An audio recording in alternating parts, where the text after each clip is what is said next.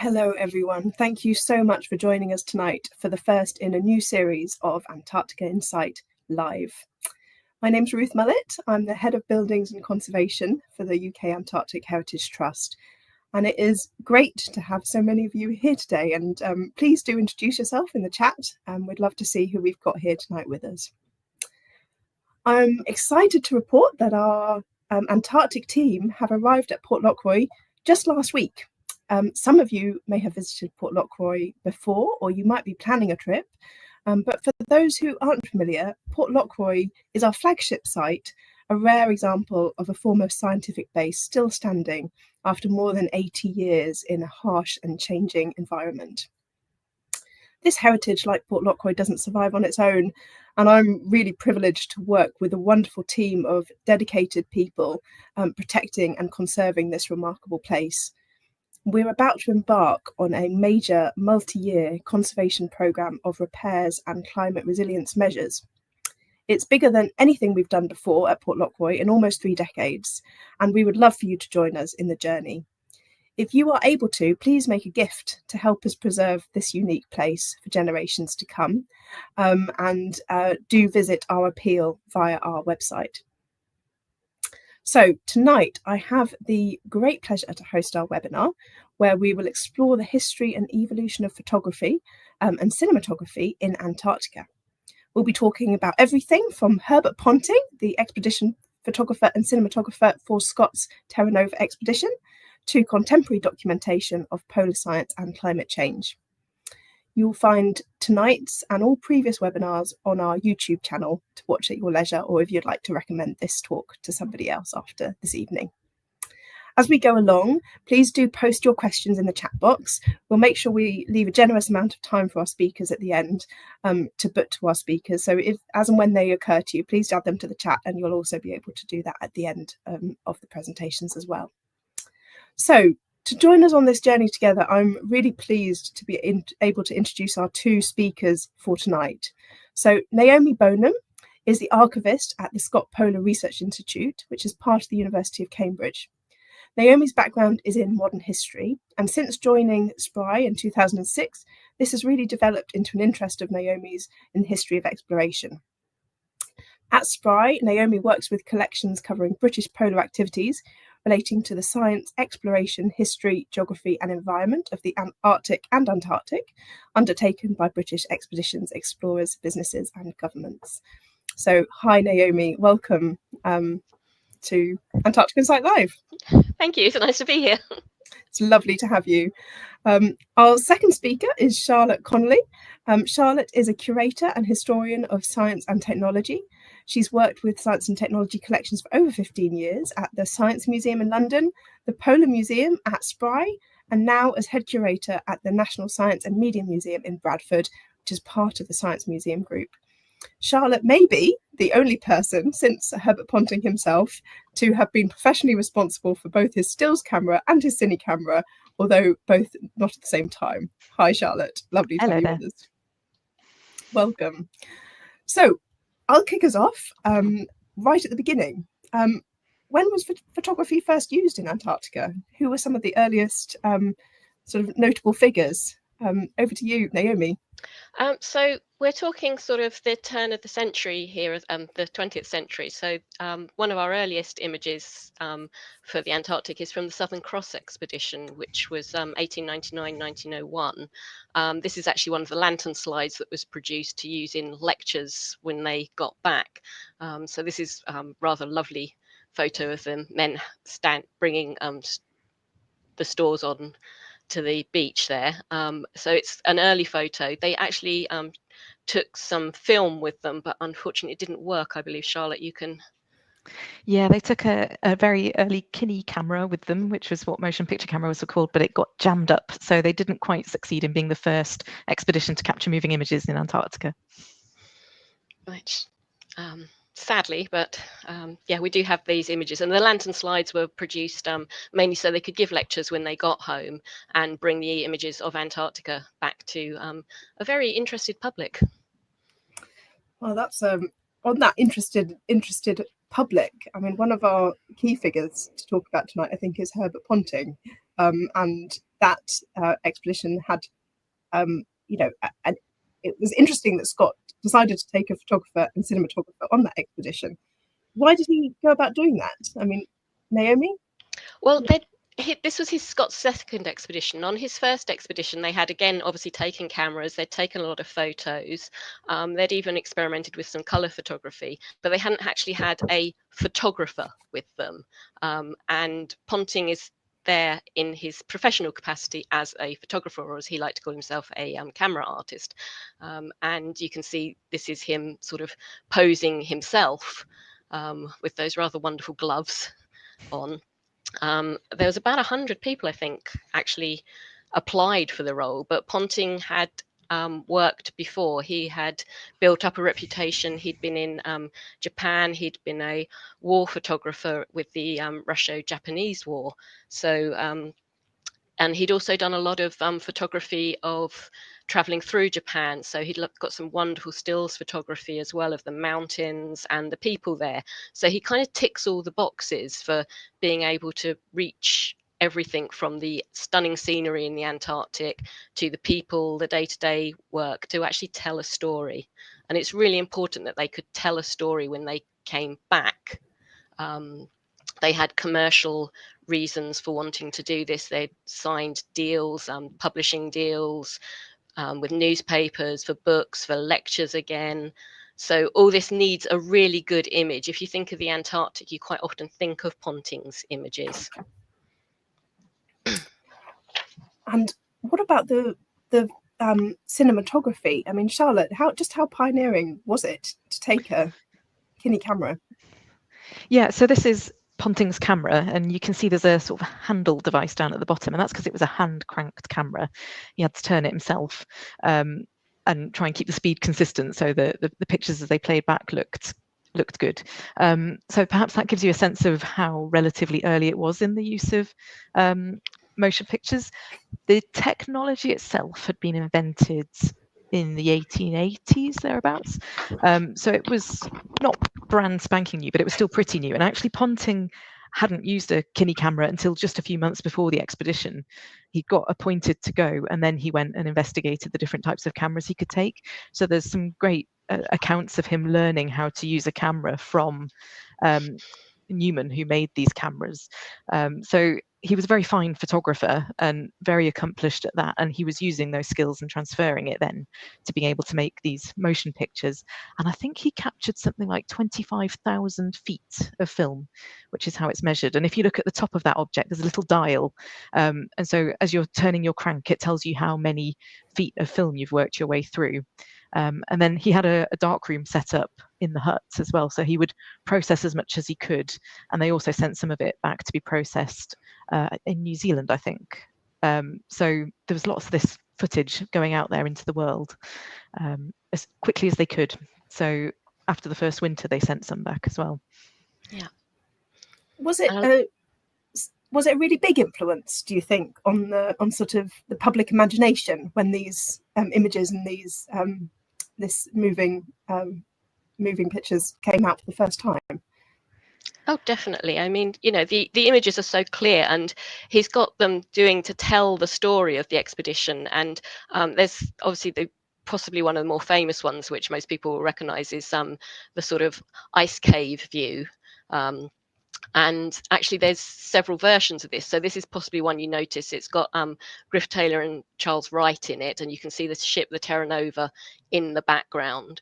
And actually a lot of this, when he writes about it, the ice cave is quite blue inside, but you get this darkened image, and you've got the people there. So you can see actually how big the cave is. So you get sort of that idea of Antarctica being this huge place. But it's not the only image he took from here. There's actually a second image of this, which doesn't have the people in it, which is also absolutely wonderful image, but it tells a slightly different story, because you can't tell from that one necessarily how big that cave is, where the people are. So he was very good at sort of manipulating his images to tell the different stories that he'd want to do. So that one, I say, you know, without the people in it, will give you sort of that vastness of Antarctica. With the people in it, you can have people working as well. These are two of the scientists. He was very keen on having people to show size, and he would get them to actually come out and be his models for the day.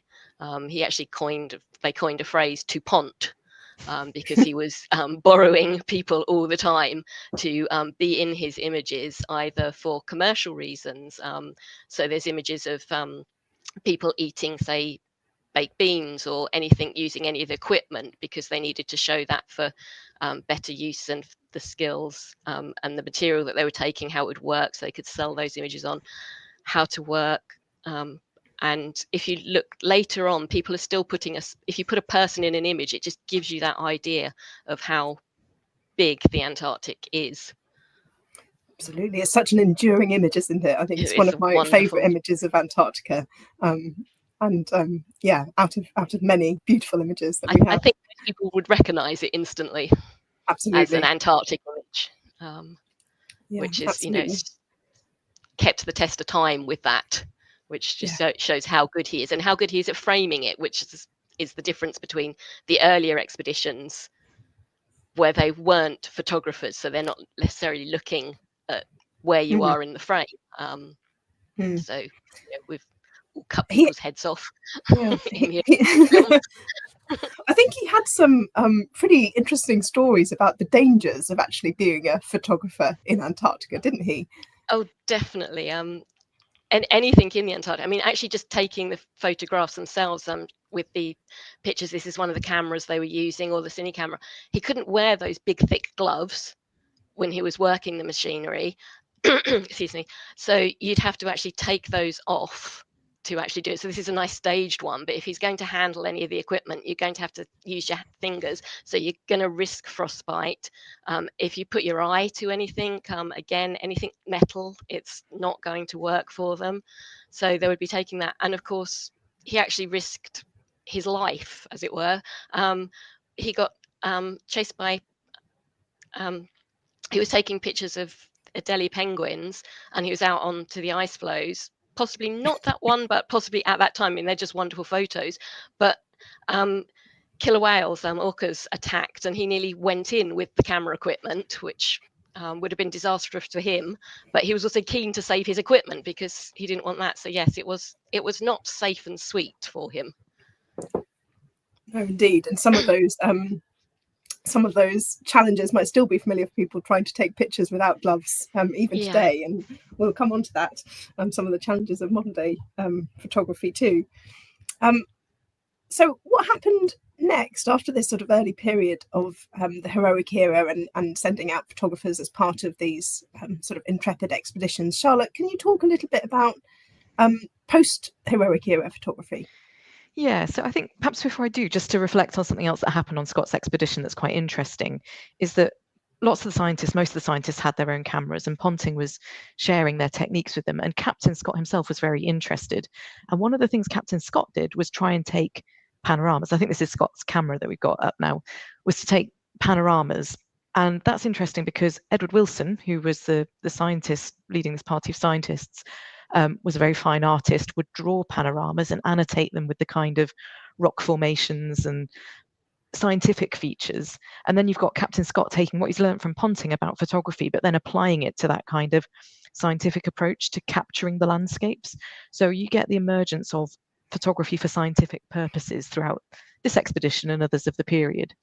So as you move a bit beyond this particular expedition, plenty more expeditions go out to Antarctica, and lots of them, if not all of them, have got some sort of scientific program of activity that goes with them. And there's a lot of surveying goes on. So we've got the Norwegian, British, Swedish expedition in, I think, the late 40s goes out, for example, and they do an awful lot of surveying.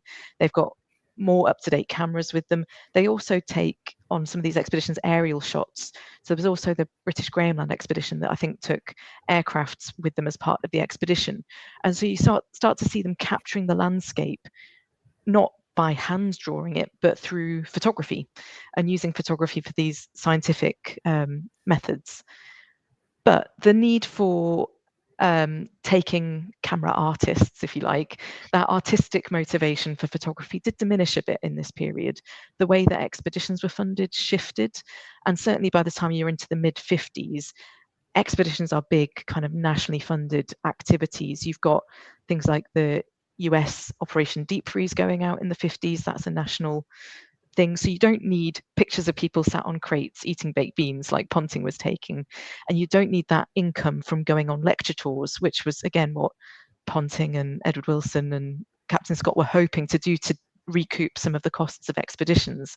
So the motivations for capturing images are a little bit different. And so you tend to get people taking a lot more snapshot or vernacular photography. So this is a good example from Operation Deep Freeze, where you can see they've captured a bit of what they're doing, that you can see the tail of a plane in there. You can actually see one of Scott's huts in the background. They've got tents set up, and it's as much about capturing a memory and a moment so that you can tell a story later as it is about capturing a really beautiful image. So that there are different purposes for photography at different moments. And I think they cross kind of artistic, scientific, or snapshot photography, depending on which expedition it is. This one, I think, is this Port Lockroy, someone getting their hair cut? This is Port Lockroy. This is an image from Operation Tabra in 1944, getting a haircut outside Bransfield House. That doesn't really have a scientific purpose, that image, I don't think, but it certainly captures a moment, doesn't it? Yeah, and you can imagine them showing their friends or their family when they got home and say, oh yeah, we all got terrible haircuts because we didn't have a barber on site or whatever.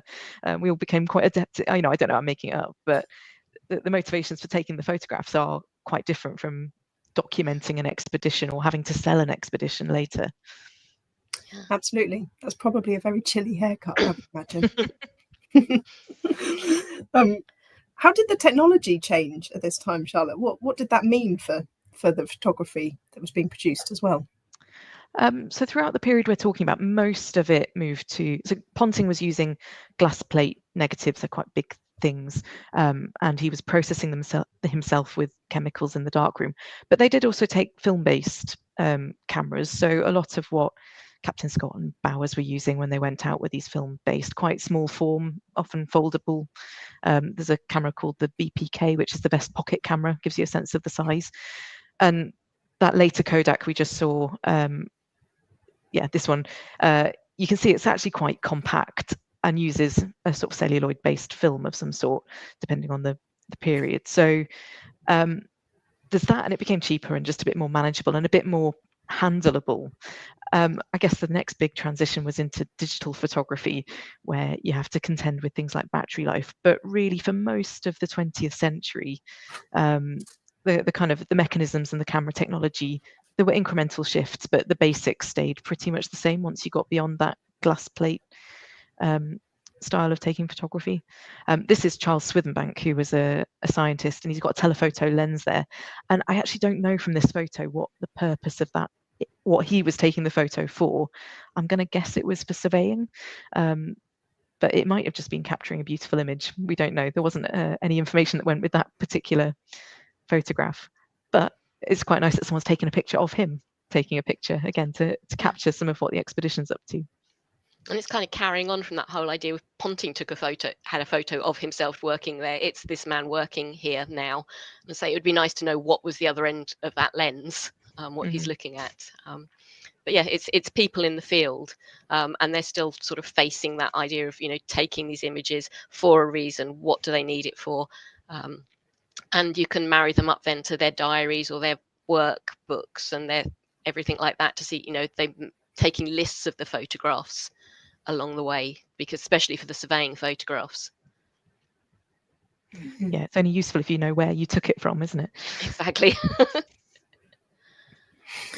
Yeah. Science, Charlotte, could we go into a bit more detail about exactly how photography is used for scientific purposes, sort of through the mid to late 20th century and even up to today? Yeah, certainly. A lot of it is for surveying, certainly throughout this period. So I think this is a surveying cairn that you could use to take your measurements from and measure your distances. So you've got kind of photography on tripods like we just saw, and they might use a theodolite to measure the angles and from that work out distances. We also have aerial photography of the sort we saw a bit earlier. And in this sort of 1950s, 60s into the 70s, there are extensive programs of aerial photography, some of which are using direct image-based photos, a bit like the one we're looking at, and others are using new techniques. So there was the radio echo sounding program, which Scott Polar was involved in, as well as various other organizations. And what that did was they flew planes over Antarctica, and they transmitted radio signals down towards the surface of Antarctica, and then they recorded what bounced back. And from what bounced back, they could tell whether it was bouncing off the surface of ice, whether it was bouncing off water, whether it had hit rock underneath the ice.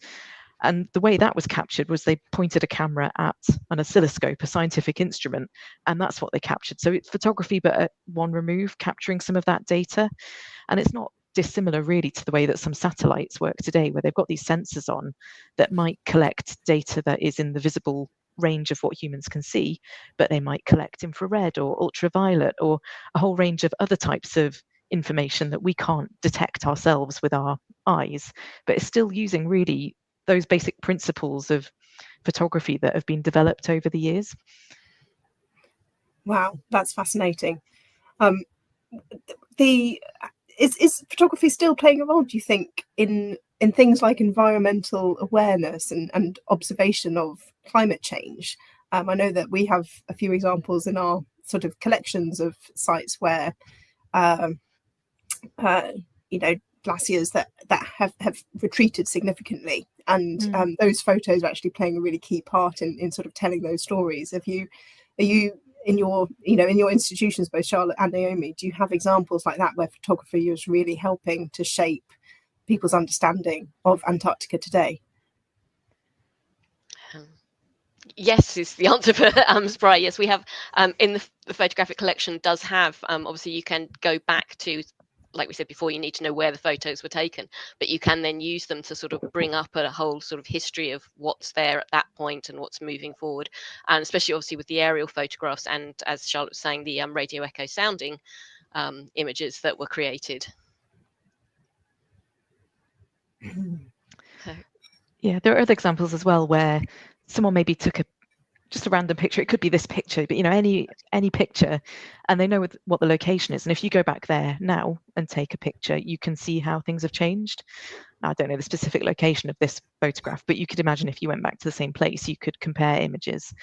And sometimes that's done with the historic record, and it's quite you have to be lucky. You've got to just land on things where you've got the right amount of information, you know precisely where it was taken, and you can compare. But it's also a technique that's used deliberately for capturing images. So you had a picture on a few seconds ago of that's Paul Christopherson launching an uncrewed aerial vehicle, a UAV, with Tom Chudley, who at that point was a PhD student, in the controls.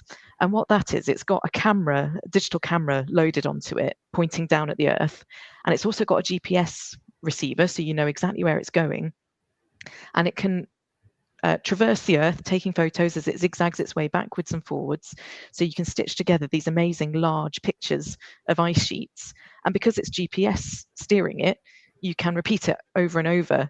And from that, Tom and the ERC responder team were able to do things like understand how meltwater lakes drain. So you can see in this picture there's some meltwater on the surface of the ice there, and there was one particular lake that they were looking at that drained really quite quickly, and they were able to monitor how that shifted and over what time period it shifted, because they've got that photographic record to look at, and they could compare it with things like satellite images, with other data that they were collecting in other places, to build up a picture of how the ice sheet works.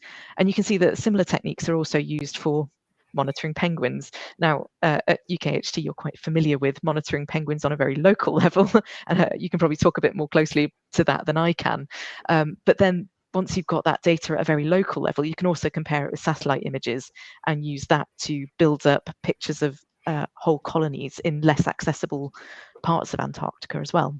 Yeah, I mean, for us, thinking about how we use that photography today as well, I mean, absolutely for penguin monitoring, and we still have, there are organisations that come and survey penguin colonies at Port Lockroy using satellite imagery. But in the trust itself, we use photography all the time for the conservation of our buildings. And this is, we're really lucky, I suppose, that all of our buildings date to a period where photography has been in use in the last 80 years. And so we're able to use those photographs to help us get a really good picture of how the buildings looked at particular times. And for conservation, that's absolutely invaluable when things have been damaged due to the weather, or they've been changed at a later date, sort of post-inhabitation. This is an image of D-Tide just after it closed. I think in 1960 this was taken. But it's a beautiful, beautiful image of the site itself, but also just a wonderful record of what features were in the landscape, what man-made features were in the landscape at that time. When our conservation teams go out, they make sure that before they do any works, they're taking pictures before, during and after. So we have a record of any change that's been introduced as a result of the work that we're doing. So we're building this sort of visual archive for future conservation, which then we collaborate with BAS archives to make sure that those images are sort of saved in perpetuity. Really useful. I mean, for the first time last year, we also sent a videographer and photographer on one of our conservation expeditions. So this is a photo by a photographer and videographer called Michael Duff, who formed part of the conservation team at Blake Lock Refuge last season. And as well as taking sort of these incredible, beautiful shots of Blake Lock, and that's use of an aerial image showing the sailing boat that the team were on, is also, of course, helps fulfill that aim of public engagement. So I'm thinking back to some of what you were saying, Charlotte and Naomi, about Scott's ambitions for Ponting's work, to get the story out there. And of course, that's also what we're at the Trust trying to use photography and videography for, is to share the stories of our sites with wider audiences. And isn't that seal adorable? Very sweet. Very lovely. When I say photo, says 1,000 words, and I think that's very much true with the photography. It can be used in so many different ways, from the artistic to the scientific, to just people taking a snapshot of their visit there, their trip there, what they find attractive or want to remember. It's a way of just showing that. Absolutely.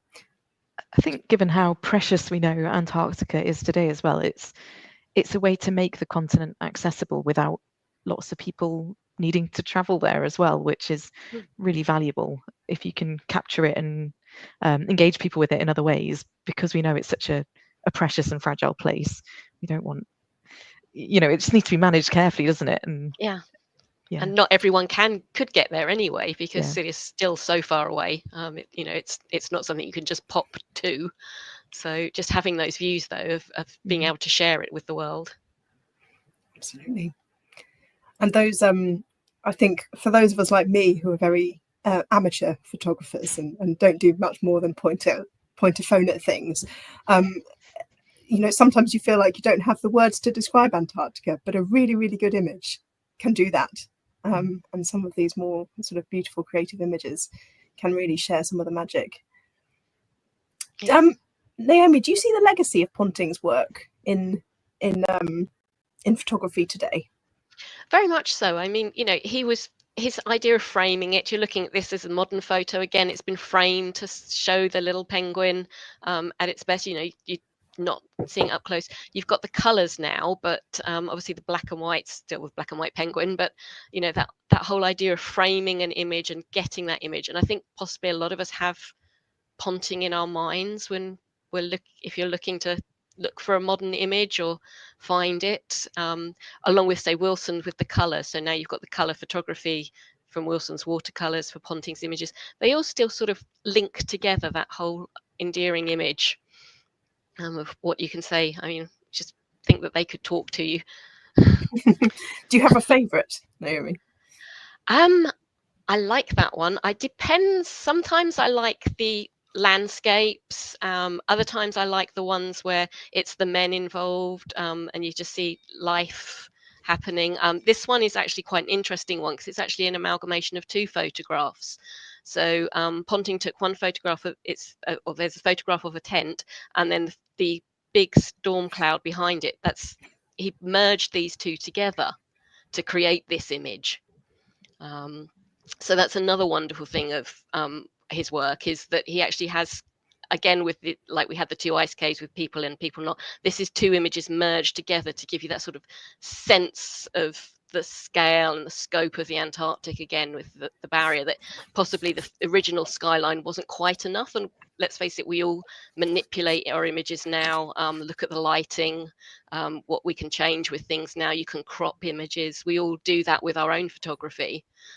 This is something that he was doing back in 1910. And how about you, Charlotte?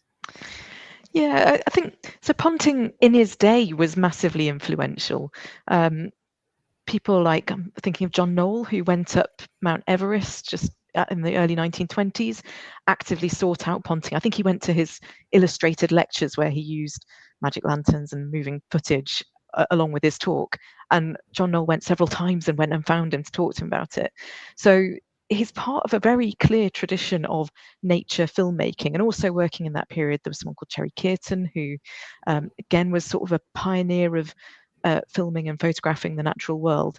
So he was working right at that point where the norms were being established and what we expect to see in a photograph of nature and the sublime was being established. So he's right there at the beginning, and we still lean back on those established kind of visual ideas that he came up with, along with other peers working at the time. So yeah, I think his work infuses everything that you see, whether it's Antarctic or other amazing landscapes. He was just an incredibly influential photographer in his day. Yeah. Well, I think it might be time to take some questions from our audience, because I'm sure they've got some wonderful questions lined up for you, and probably let's see what our audience is saying. I think we've got some coming in now. That's great. Okay, so were there any special adaptations required or developed for cameras in polar conditions? Ease of operation with gloves, preventing moisture, etc. Charlotte, do you want to talk about that one? Yeah, by all means. I mean, again, going back to Ponting, he found quite quickly that his cameras were best off left outside in the cold rather than being brought inside, because they got covered in condensation. He struggled to clean the lenses, because if you breathe on them to give them a polish, then they get all covered in ice. And I think he talks about having to lubricate the insides with graphite because all the oil that was supposed to be non-freezing froze. So just Ponting himself had to figure it out.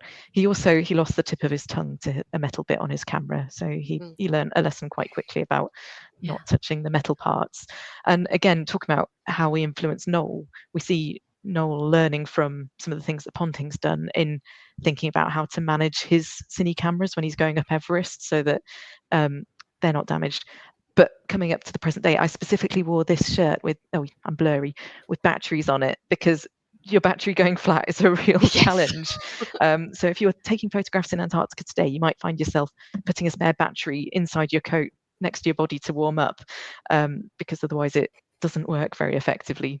So yeah, all sorts of different adaptations, but largely about keeping all the mechanisms moving properly. Yeah, and these are some lovely pictures of Michael Duff's expedition last season with the UK Antarctic Heritage Trust, and I believe he did stow lots of batteries within the coat, trying to keep everything as warm as possible, because batteries do not like the cold. That is one of the big challenges with digital photography today, isn't it? Great. Can we have another question? So one of the difficulties of developing film on Antarctic bases is getting clean water. I have negatives speckled with the odd hair from their time in the 60s. How did the early photographers cope? Yeah, I mean, they had obviously access to water, but yes, they did have to melt it. And as Charlotte said, bringing anything inside, Ponting would sometimes take several days to actually bring it in to work. It is a problem with that, trying to keep that clean and having clean water, although there's a lot of water, you've got to melt it each time. I think Ponting had an overhead tank, so he talks Yeah. about how long it took to do things. He'd have to go and chip off a block of ice from somewhere near the hut, put it in the heat it up so it was liquid, put it in the overhead tank, where it would then dribble down through a tap, and hope it hadn't frozen again by the time it got down to the bottom. So yes, it's been an ongoing problem. I don't think it's just you, Rod. No. No, and yeah, even in the 60s, I imagine you were still melting your water and having to use it, not getting it from ships during the winter. So yeah, extra challenges. But it's glad to see that you were taking your own pictures, Rod, in the 60s. And I know that it was a big hobby for lots of people at our FIDS bases as well. Okay, so from Catherine Wright, why did Scott choose to have Ponting rather than another photographer? I mean, he obviously had stiff competition. Naomi or Charlotte? Naomi? I was going to say I'm the best person to actually answer that. I'm not. Why he was. Do you want me to jump in? Yeah, I was going to say. I think he had an advantage because he'd met Cecil Mears while travelling in China, or in Asia generally. I think they went to a few countries, and Cecil Mears was very active in the RGS and was chatting with Scott. And I can't quite remember how it came about, but for whatever reason, Cecil Mears ended up being the person who went and found the dogs for hauling the sledges and also the ponies. So he and Scott knew each other well, and I think Cecil Mears recommended Ponting to Scott. But also Ponting was very well known by that point. He had kind of a solo exhibition by that point. Just before he went, his book about travels in Japan was published. So he was a big name and well known as a traveling press photographer. He'd taken photos of Mount Fuji. He'd been up taking photographs around the Matterhorn. He'd got a little bit of mountaineering experience. So, he had an awful lot of things going for him really in that selection process, whatever that involved. I don't think it was as formal as a selection process, but however Scott chose. Yeah. And presumably looking for the right personality type as well, which he obviously did with Ponting. Yeah, absolutely. Okay, so from Christy, did Ponting and Hurley have any relationship in person or via correspondence? I sadly don't have any letters between them in the archives. It would be lovely. I mean, because obviously Hurley is the other great photographer of that period. Of we all, I think, can imagine in now. If you're not thinking of the ice cave, you're thinking of Endurance lit up at night with those. So yes, his photographs as well, obviously, are like key to the Antarctic sort of photography heritage and that whole period. I think they did know each other. I don't know how well, but I'm fairly sure I've read an account of them meeting and being pally despite their reputation as being arch enemies kind of thing. But beyond that, I'm afraid I don't really know. They would have moved in the same circles, I'm sure. Yeah,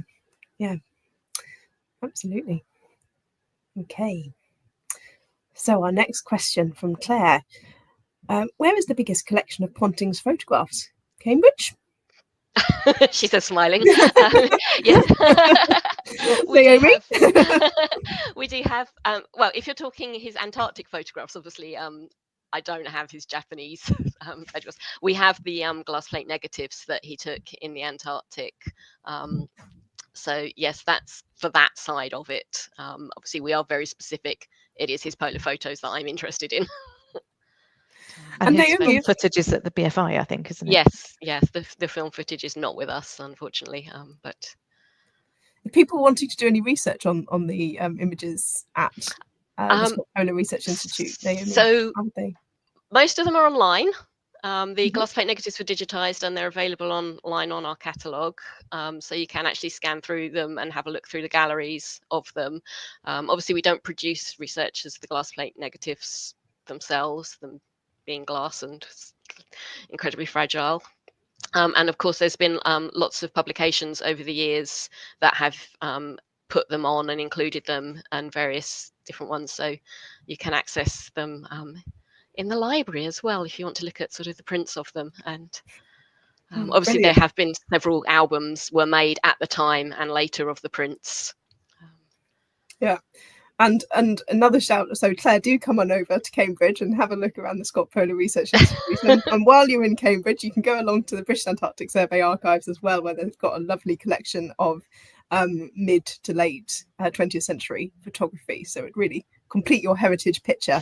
So a lovely picture of Damoy Hut in in a snowstorm there. It's very atmospheric.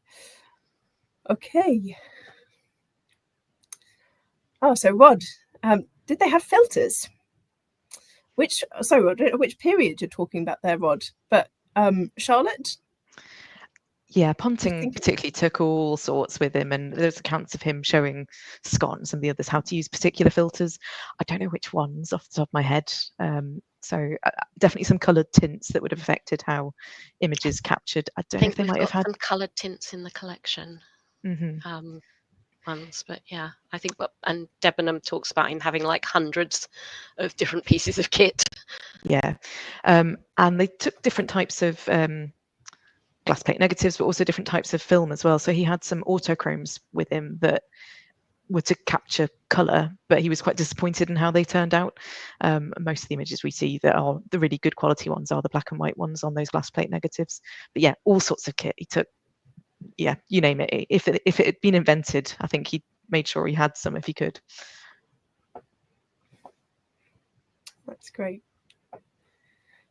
Okay, so it's an important question. It's a very important question. Why did Ponting lose the tip of his tongue? I can only assume he was doing this while concentrating. Some people do that. I do that sometimes. Yeah. Get too close to the metal. Yeah. Leaning in and accidentally got it stuck on some metal and it froze. Yeah, just lick your lips and the perils of photography. I think most of us don't do that quite so much with our digital cameras. Right, so from Brianna, who were the first women videographers to capture Antarctica? I was going to say, so the first women didn't go down, sadly, into the Antarctic till much later. So it's sort of a much later image of them taking the photography. Charlotte, if you want to say anything about them. Yeah, that's more or less what I was going to say as well. There is a bias kind of built into our photographic archives of Antarctica, which is based on who was enabled to go. And it was really for British scientists, it was well into the 80s before women were traveling down there. And Antarctica was still so managed by sort of scientific programs for the most part that it tended to be women scientists rather than women professional photographers. So you get some snapshots from those first women to go down. And I've just had a brain fart. I can't remember the name of the woman I was going to name, but yeah, so the early women that went down as scientists would have been the first women photographers as well. I should know, but I can't think of any sort of notable art photographers who've travelled. Have you got any, Naomi? The nature of photography had kind of changed by the time women were going down as scientists, so it had become a bit more of an everyday activity or a scientific activity. But it's a great question that we should look up the answer to. I felt very lucky to travel with a Royal Navy photographer on my first trip down to Antarctica, called Belinda, if she's here, who's a photographer for the Royal Navy, and produced some absolutely incredible shots of the historic sites that we visited and amazing things. So there were photographers going down in all sorts of guises today as well as of course lots of people still visiting. And I think we've got some, thank you Adele, in the comments. So Anne Noble and Jane Usher, and from Alistair Janet Thompson. So there we go, three names to follow up with some research on. So thanks very much for that, Adele and Alistair. It's great. And there's also a little shout out here that we do have a webinar about women in Antarctica on YouTube. So do go and have a watch of that to have a look. So a question from Ryan. Did anyone try photography of the Aurora Australis or constellations or other things during the long, dark polar winter? Ponting did, and he was really frustrated. He couldn't it didn't work. It didn't work. They'd got accounts from someone whose surname begins with S of how to do it from somewhere else in the world. So, you know, long exposure, fast film, all the things that you would expect to have to use, but he couldn't make it work. No, I mean he's to have to take obviously a lot of he did camera flashes for that period, but no, yeah, he writes about his frustrations. But obviously now we can, and they're amazing, and it's possibly one of the images that we have now of the Antarctic is of the beautiful colour. I think now it's quite magical that you can get some, you know, even better images with your camera than you can with the naked eye, can't you? Yeah, so it's quite incredible. Brilliant. Okay, so from Claire, how would photographers be paid for participating in these expeditions? So they've got sponsorships with big brands. What about back in the day? Were they paid? Yes. if you were going on an expedition, they were being paid. So Ponting obviously had a contract to be paid. Hurley had a contract to be paid, and it would depend with them and with any if that is your job as a photographer, you will be paid for that at different rates depending, and you might have different rights as well for use of your images. Whether the expedition will have those uses, what you can do with them. Obviously, nowadays, yes, there's sponsorships with brands, so if you can use them, or if you have things like that. So, yes, no, it wasn't free. That's good to hear. That's good to hear. So, from Jackie, was Ponting inspired by the photography of Dr. Cook of the Belgica expedition? I'm not sure what the word inspired, but he would have been aware of other photographs, as say, obviously with the Belgica one, the ones I mentioned with Southern Cross ones, obviously the early Scott ones, and Shackleton's 1907 expedition. There was a lot of expeditions in what is known as the heroic age, going down, taking those photographs either for scientific reasons or for their artistic reasons. So he was aware of other photographs from that area. And he attended keenly photographic exhibitions and was a member of amateur and then later the Royal Photographic Society. So he's very much an active part of the photographic community. So I think he would have seen anything that kind of made it into that world from wherever in the world it was coming from. Antarctic photography is, of course, followed on from Arctic photography, and there were some very fine photographs taken in the 1860s, I think it was, on William Bradford went on an expedition to Greenland, and he was an artist, a painter, but he went with photographers to take reference shots. But the photographers were well known in their own right for taking good photographs, and I've noted their names down so I didn't forget. It's George Critchison and John Dunmore. So yeah, that's 1869. So there's this really long history of travel photography and polar photography, and there'll be some mountaineering photography in there as well with other kind of icy settings. So yeah, I'm sure he was aware of Dr. Cook's work, but it would have been just part of his general knowledge, I think. Yeah, that sort of knowledge travels south from the Arctic in a way of coming in and bringing it in. Yeah, absolutely. So from Brian, on Ponting's image, the ramparts of Mount Erebus, Antarctica, are you aware the silhouette, sledge and figure were painted on the negative? What do you think? Yes. It should say these things in our catalogues on them, she says, without pulling that exact image up if it's in the collection. But yes, they do. They, again, as they're saying, he did manipulate his images. Again, you know, there's we would say, you know, there's nothing new to photography in the fact of manipulating your images to put different material in, merging images together. Again, when Charlotte was talking about the panoramas as well, of bringing those together. So yes, I mean, there's no reason, as say, if you are without checking our catalogues to see what's in which one.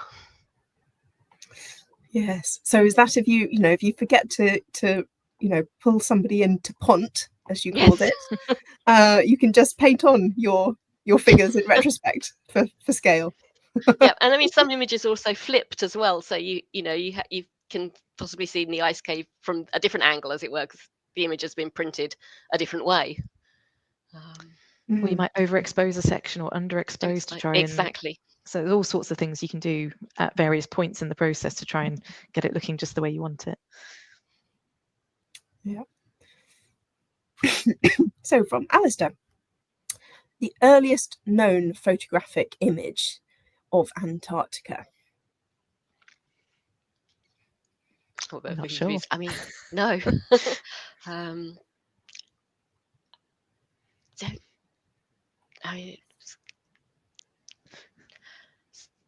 No, I don't. I'm not going to make it up. I mean, the Southern Cross ones are the ones that I know of, but for the British, obviously, as they, our collecting is for a sort of very select area. So, and there obviously were a lot of other expeditions going down around that time. So, well, if anybody knows, I would love to know.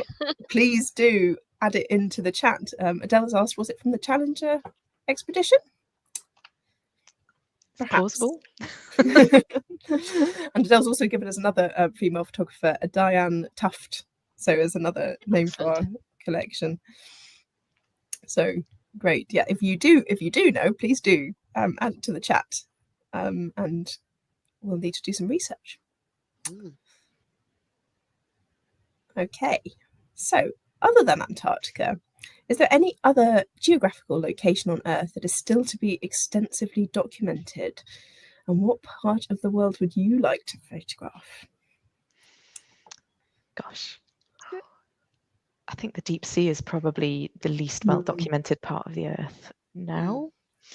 But there will be caves in all sorts of places that haven't been photographed. I don't fancy the caves bit. No, I thanks. have to say. No. No. Where have I missed, Naomi? Yeah, no. I would say yes, that the caves and obviously the deep sea, the mapping of that. So, and I mean, for those the Endurance 22 images that came out from the expedition to find Shackleton's Endurance at the bottom of the Weddell Sea are some incredible examples of images from a very remote part of the deep sea. That takes an awful lot of extensive sort of preparation and expertise to be able to capture. And if anybody hasn't seen those images, I'm sure most people have, but if you haven't, do head over to the Endurance 22 website to have a look, because they are incredible. What photography has done down at the bottom of the Weddell Sea there. Yes, I think increasingly though we can send drones into places that people can't get to, and well, indeed, as those remote controlled vehicles of various sorts. So yeah, it used to be that the operator was the barrier, but now I'm not sure that is the barrier in the same way. No, but still quite a lot of expertise required to control those drones and those and get them back afterwards. And get them back afterwards. Indeed. Not something I would like to. Wouldn't want to be in the deep sea myself. Do you have a where you'd like to photograph, Naomi or Charlotte? Are either of you photographers yourself? I mean, Hawaii sounds nice, doesn't it? Yeah, especially this time of year when it's getting dark and outside. I'm not a skilled enough photographer. No one's going to send me off on an expedition, I don't think. No. Yeah. It's got to be Antarctica for me. Yeah. I think you have to say that, don't you? I mean, I think I do. Say the polar. Yes. Yeah. Okay. So you mentioned that Ponting nearly fell in the ocean on an ice block that began to tip as orcas were swimming by. Are there any historic photos of orcas in those days? What about today regards ice melting? Historic photos of orcas? I just don't know how many successful ones there were. He tried to take photos of them a few times, didn't he? Yeah, and he talks about, being set and then it doesn't work, and then he sort of packs up and then if they turn up and tries not to get headbutted by a seal. Yeah.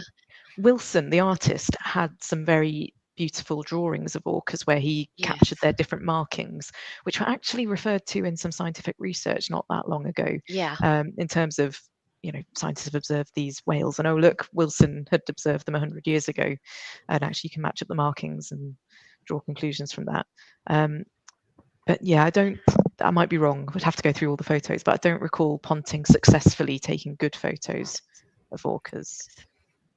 Maybe there's some from the Arctic collections somewhere, perhaps, of orcas, if we're looking at a much wider geographic area. It's notoriously difficult to take pictures of, though, I think. Yeah. Yeah. Or anything. Quite perilous with your Ponting. Yes. Yes. Yeah. Oh, so. Yes. Ha. My colleague has been scouring the photos as we're speaking. At work. Yeah, there we go. So if you'd like to go to Scott Polar Research Institute website, you can look up using that accession number to find a historic picture of an orca. I find them in the waves. Yeah. It's great. Oh, and there's Rod has posted in the comments that there's a large number of photographs from the era in the Royal Collection as well. So great collections there. So another Aurora question. I don't know whether either of you know the answer to this. So obviously Ponting tried and didn't really succeed. He was following in someone's footsteps. Someone else had managed it, presumably in the Arctic. Yeah. I can't remember who it was. Okay, so there was an earlier read shameless plug for Anne Strathy's book about Herbert Ponting. I'm sure she mentions it in there. So I think so. you can go find out there. And I think Anne Strathy is in our audience, in fact. Amazing. So Anne Strathy, if you know the answer, please do add it to the chat. That's great. And in fact, Anne Strathy also did say she thinks Ponting did capture some orca fins. So he got some fins at least. Books. What? Okay, let's move on to books. What are the top books to read about photography in Antarctica? Well, book about I was going to say, if you want to know about Ponting, then yes, Anne's book on biography of him is good. There has been, if you want the ones with pictures, there obviously are the Ponting and Hurley photographs taken. There's quite a lot of biographies of Ponting, as in not biographies, but images he's used in most of the books. And again, obviously, if you're reading about Shackleton, it's normally the Hurley ones that are going to be in there pretty heavily for you to have a look at. There's the lost photos of Captain Scott as well, which talk about the roller films that were taken by Scott on the way to the pole and back. So great. There's a book coming out quite soon, which is an academic book, but it's I can't remember what the title is, and we don't have a publication date yet, so it's going to be very vague, this, but it's about Antarctic photography. So yeah, I think keep your eyes peeled, and if I can find the details, I'll pop it in the chat when I get a chance. That's great. I'm sure at the Trust we'll be publicising that on our social media channels when it does come out, so do keep your eyes peeled for further information on that. Well, I think we're coming up to the end of our hour, so we're going to have to draw this really stimulating chat to a close. I'm sure that everybody here will join me in saying a huge thank you to our speakers, Charlotte Connelly and Naomi Boneham. Thank you so much both. Your expertise has really made for such a fascinating evening, and I'm sure that that feeling is shared by all of our attendees. And thank you also to our audience members. You've given us some really great questions and have really got the conversation moving along. So I hope you have enjoyed it as much as I have. Please do let us know what you thought of tonight's event. Leave your comments in the chat or get in touch with us via email or on social media. If we haven't answered a question yet, if we didn't manage to get to it, we'll endeavour to do it in the chat online. So our next webinar is actually on Antarctica Day, on Monday, the 1st of December, on the future of the Antarctic Treaty. Book your tickets through our website and we will put a link in the chat. And you've got a QR code there that you can follow to book your tickets for the future of the Antarctic Treaty. Part 2, this is the second in the series, so do catch up with part 1 on YouTube before joining. And you can also follow in Ponting's footsteps by booking onto our photography workshop on the 13th of January, where photographers Ian Dawson and Sue Flood will give you practical guidance and creative inspiration. So again, do head to our shop to book your tickets for that, and I'll follow this QR code in the chat. And finally, back by popular demand, is our Postcard from Antarctica offer, where you can send a postcode with your own message anywhere in the world from the world's most southerly post office at Port Lockroy. So the offer closes on the 5th of December and postcards should arrive about early March, keeping our fingers crossed. Okay, so thank you everybody for such a lovely evening. Have a great rest of your evening. And from us, bye-bye.